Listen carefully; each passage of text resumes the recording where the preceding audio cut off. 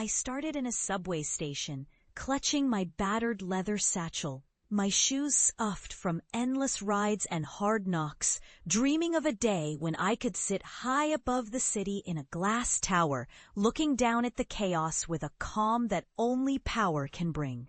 I was just a teller then, a girl from a broken home with a mind sharp enough to cut through steel, but no one saw that beneath my uniform or my tired eyes. I remember the day the boss called me into his office. A cold, dark room lined with leather chairs and the scent of expensive cologne that reeked of privilege I had yet to claim. He handed me a small paper slip, a promotion, if you could call it that, but to me it was a ceiling shattered. I'd earned my place, or so I thought. I took the job, hiding my hunger beneath a polite smile, knowing that this was just the beginning. I moved swiftly, learning, observing, seizing every chance that slipped through the cracks like water. I studied every deal, every shift in the market, every whisper in the corridors. I learned how to read people like open books, how to turn their weaknesses into my strengths. I kept my ambitions hidden from my colleagues, especially from those who looked at me with dismissive eyes. Just a teller, they'd sneer, thinking I was small, easy to overlook. But I was biding my time, and I knew the moment I could strike, I would. Then came the day I discovered the truth, how certain executives, the so-called leaders, were skimming from the vault, manipulating accounts into their pockets. I saw the evidence in the encrypted files no one else dared to open. I had a choice: stay silent and keep my head down, or use this secret to carve my own path.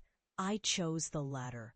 I secretly invested my savings into my own ventures, building a financial fortress brick by brick, invisible to those who wanted to hold me down. I made alliances, forged bonds in shadows, and kept my plans hidden under layers of clever disguise. When I finally bought my way into the upper floors, it was with the quiet, calculated precision of a predator. I outbid the old guard, snatched control of the branch, and rewired the entire system from the inside. All the while, my family thought I was just a woman chasing titles, unaware of the empire I had quietly cemented beneath their noses. I remember the night I held the keys to the executive suite, sitting in my office as the city's lights flickered below like tiny stars, feeling the weight of every sacrifice, every sleepless night. But I knew I had paid the price. They had called me just a teller, dismissed my ambition, tried to keep me small.